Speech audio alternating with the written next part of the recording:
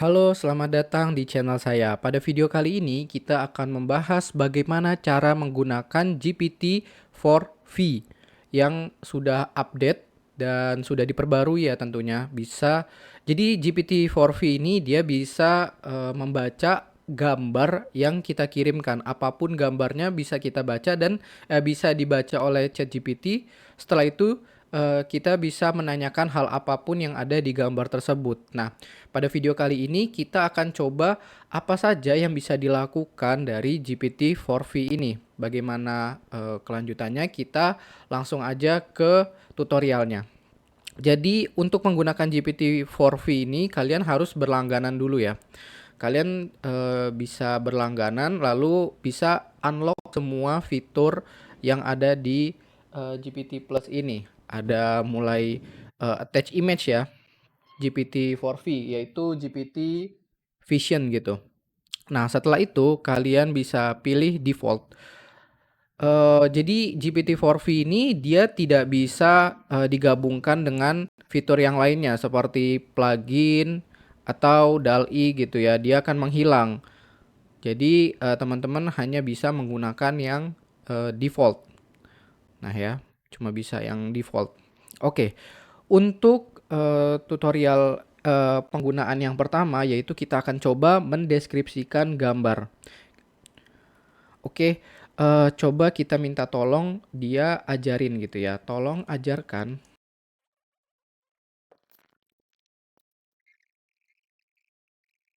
Oke, ini udah dibacain ya sama GPT-nya. Kita bisa lihat bahkan di sini dia memberikan keterangan tambahan gitu yang tidak disebutkan di gambar. Jadi bisa kalian lihat gimana kerennya gitu ya GPT-4V ini dalam menganalisis sebuah gambar. Jadi teman-teman bisa memakainya untuk pembelajaran, untuk meminta dia mengajarkan apapun gitu ya dari gambar. Bahkan bisa juga kalian foto, gambar, apa namanya, papan tulis yang ada di sekolah kalian gitu ya, lalu minta tolong ajarin ini. Tapi syaratnya kalian harus berlangganan terlebih dahulu. Oke, untuk gambar yang kedua. Untuk gambar yang kedua ini kita akan coba untuk menanyakan pertanyaan yang ada di gambar tersebut. Misal, oke, karena ini, dia tidak bisa membacanya ya, jadi kita minta tolong aja. Jadi karena tidak bisa menggunakan perintah ini, jadi kita coba dengan meminta dia untuk memberikan ALT text. Jadi ALT text itu bisa mendeskripsikan gambar. Nah, ALT text itu intinya bisa, menggambarkan apa yang ada di gambar tersebut. Nah, ini bisa teman-teman lihat ya. Jadi dia bisa menggambarkan keseluruhan gambar ini gitu ya. Di atas meja. Oke. Oke, untuk yang ketiga kita akan coba menganalisis sebuah infografik ya teman-teman ya. Kita akan mencoba meminta ChatGPT untuk menganalisis gambar. Jadi seperti ini.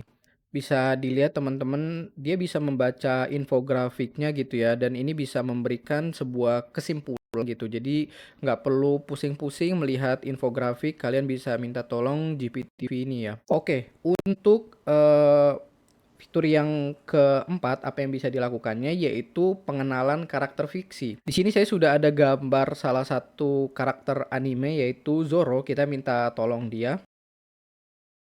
Oke, ini keren ya. Dia bisa mengenali karakter sebuah tokoh atau karakter fiksi gitu ya. Misal kita contoh lagi.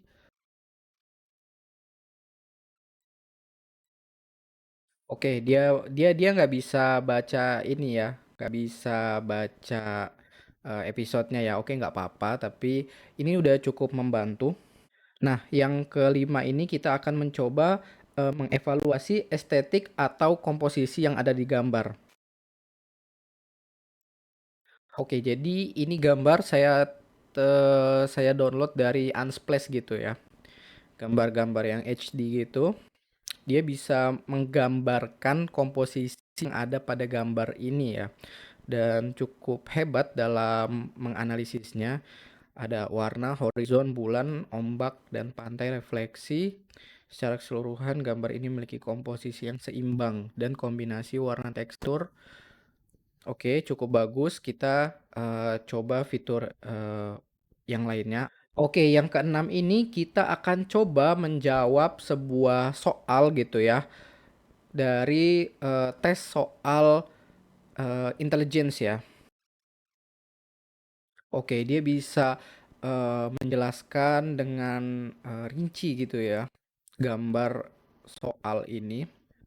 Oh iya teman-teman, jadi kalian tidak bisa 100% mengandalkan GPT ini untuk menjawab soal gitu ya. Karena GPT-4 ini dia memang sedikit di atas GPT 3.5 tapi nggak bisa 100% untuk menjawab soal gitu ya. Saya sudah beberapa kali make dan bahkan dia hanya bisa menjawab sekitar 8 dari 10 soal gitu.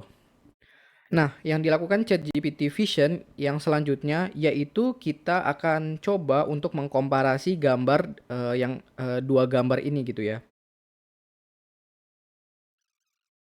Cukup bagus, dia juga memberikan saran ya dari dua gambar yang ada yang kita kirimkan. Oke, untuk selanjutnya kita akan mencoba GPT-V untuk mengenali konteks budaya atau sejarah gitu ya.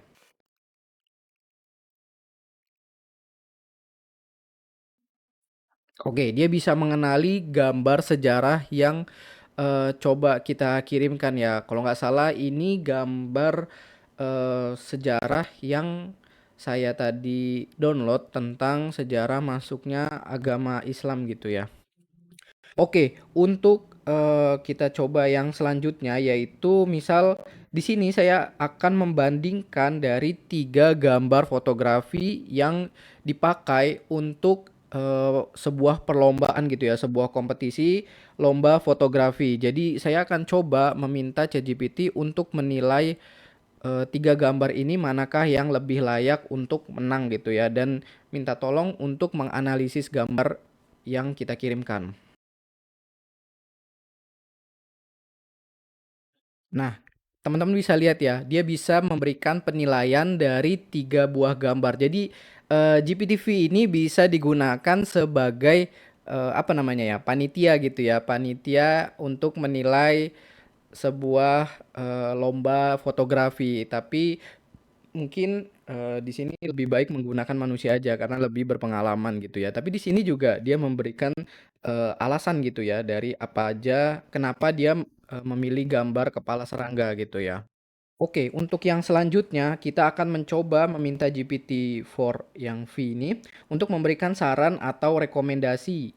Oke, pada intinya itu dari gambar ini kita akan mencoba meminta GPT untuk memberikan saran apa aja apa namanya, meminta saran tentang estetika dari gambar ini. Jadi kalian bisa menggunakan GPT-4V ini untuk memberikan saran dari gambar yang kalian kirim. Misal kalian memberikan gambar tentang interior, jadi kalian bisa tanyakan kira-kira kurang apa dan bagaimana bagusnya, seperti itu. Tapi kalau di sini saya lebih memintanya meningkatkan estetika dari gambar gitu ya. Jadi ini bisa digunakan untuk kalian yang mempelajari fotografi gitu ya. Oke, kita akan mencoba ChatGPT untuk membuatkan kode HTML dalam membuat apa namanya, website sederhana ya. Nah, teman-teman bisa lihat nih ya. Seperti ini aja. Kita coba minta dia buatin kode HTML-nya. Nah, ini ya.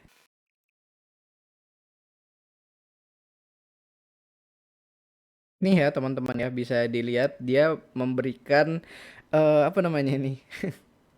Bisa kita lihat hasilnya seperti apa. Bahkan kita bisa minta tolong dia untuk memberikan CSS-nya juga gitu ya. Kita minta tolong dia untuk mendesainkan yang lebih baik dalam sisi CSS.